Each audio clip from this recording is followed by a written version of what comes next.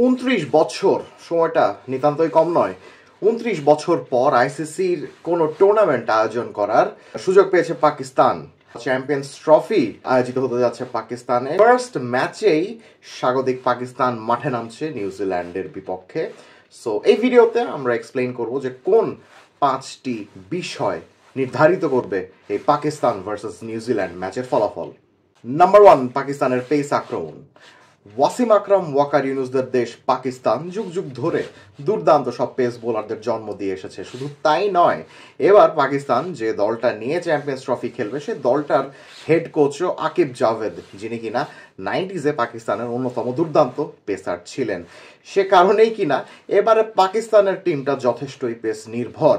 তাই শুধু এই ম্যাচেই নয়, গোটা টুর্নামেন্টেই আমরা পাকিস্তানের পেসারদের একটা তাণ্ডব দেখতে পারি। কিছুদিন আগে আমরা শুনেছিলাম যে হ্যারিস রৌফ ইনজুরির কারণে খুব সম্ভবত শুরুর দিকের ম্যাচগুলো খেলতে পারবেন না, বাট এখন আমরা জানতে পারছি যে না, প্রথম ম্যাচ থেকে হ্যারিস রৌফ যথেষ্টই ফিট থাকবেন। আর পাকিস্তানের পেসাররা ফর্মে থাকা মানে প্রতিপক্ষদের একটু চিন্তার বিষয়। স্পেশালি নিউজিল্যান্ডের ডেভন কনওয়ের কথা যদি আমরা বলি, পাকিস্তানের পেসার নাসিম শাহর এগেনস্টে তিনি বেশ নড়বড়ে। পাকিস্তান বনাম নিউজিল্যান্ড গত 3 ম্যাচে ডেভন কনওয়ে কিন্তু নাসিম শাহর এগেনস্টে উইকেট খুইয়েছেন। সো এই ইন্টারেস্টিং ব্যাটলটাও কিন্তু ম্যাচের ভাগ্য গড়ে দিতে পারে। পাকিস্তানের পেস আক্রমণ বরাবরের মতোই দুর্দান্ত হলেও একই কথা কিন্তু বলা যাচ্ছে না নিউজিল্যান্ডের ক্ষেত্রে। টিম সাউদি এর মধ্যেই অবসরে চলে গিয়েছেন। লকি ফার্গুসনের মতো অভিজ্ঞ পেসার ইনজুরিতে পড়েছেন। শুধু তাই নয়, বেন সিয়ার্সের মতো তরুণ পেসারও কিন্তু চোটের কারণে এই চ্যাম্পিয়ন্স ট্রফিতে খেলতে পারছেন না। ফলে আমরা যেটা দেখছি, নিউজিল্যান্ডের পেস আক্রমণটা অনেকটাই ইনএক্সপিরিয়েন্সড এবং নিউজিল্যান্ডের পেস আক্রমণটা শুধুমাত্র ম্যাট হেনরির উপরে একটু বেশি দায়বদ্ধতা চাপাচ্ছে।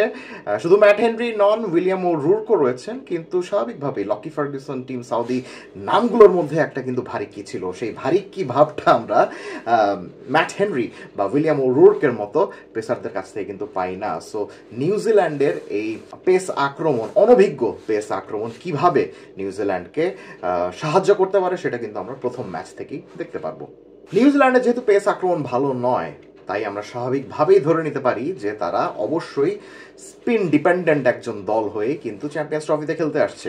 সেটাই হচ্ছে আমরা কিছুদিন আগে শেষ হওয়া ট্রাই সিরিজে দেখেছি যে পাকিস্তান এবং সাউথ আফ্রিকার এগেনস্টে নিউজিল্যান্ডের স্পিনাররা কি পরিমাণ ছড়ি ঘুরিয়েছেন, specially their captain Mitchell Santner and Michael Bracewell.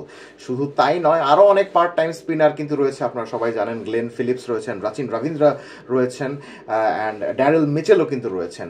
But main খেলাটা কিন্তু খেলবেন, আমার কাছে অন্তত মনে হচ্ছে, দ্য ক্যাপ্টেন মিচেল স্যান্টনার এবং মাইকেল ব্রেসওয়েল। এই দুইজনের কিন্তু বোলিং এতটাই আটসাট যে এই দুইজনের বোলিংয়ের এগেনস্টে রান নেওয়া অনেক কষ্টকর। আমরা সম্প্রতি শেষ হওয়া ট্রাই সিরিজের স্ট্যাটিস্টিক্স দেখলে কিন্তু বুঝতে পারি, আপনারা দেখছেন স্ক্রিনের মধ্যে, যে এই স্ট্যাটিস্টিক্সটা কেমন ছিল, তাদের ইকোনমি রেট কেমন ছিল এবং তাদের অ্যাভারেজ কেমন ছিল। নিউজিল্যান্ডের স্পিন বোলিংয়ের এই শক্তিটা পাকিস্তানি ব্যাটসম্যানরা আবারও পাবেন এবং সেই শক্তি প্রয়োগে যদি নিউজিল্যান্ড সফল হয়, বলা যেতে পারে ম্যাচের ভাগ্য এখানেও কিন্তু অনেকটা ডিপেন্ড করছে। নিউজিল্যান্ড যেখানে স্পিন হেভি টিম, পাকিস্তানকে কিন্তু সেরকম বলা যাচ্ছে না।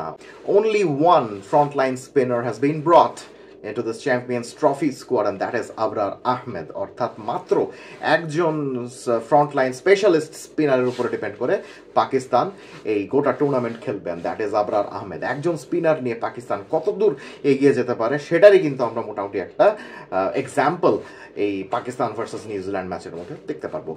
And last but not the least, the pitch. যে পিচের মধ্যে খেলা হচ্ছে পাকিস্তান ভার্সেস নিউজিল্যান্ডের, করাচির ন্যাশনাল স্টেডিয়ামে খেলা হচ্ছে।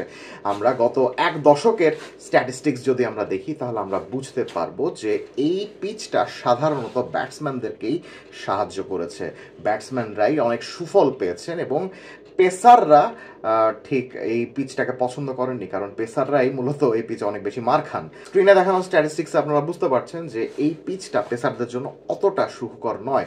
সো আমরা যদি শুধুমাত্র পরিসংখ্যানের উপরে বিবেচনা করি, তাহলে আমরা বলতে পারবো যে কালকের এই ম্যাচটা নিউজিল্যান্ডের জন্য একটু সুবিধাজনক, কারণ তারা যেহেতু স্পিন হেভি টিম এবং পাকিস্তান যেহেতু পেস হেভি টিম, পেসাররা সাম্প্রতিককালে করাচিতে অত বেশি সুবিধা পাচ্ছেন না। সো সেই হিসাবে ম্যাচটা হয়তোবা নিউজিল্যান্ডের দিকে একটু হলেও হেলে থাকবে।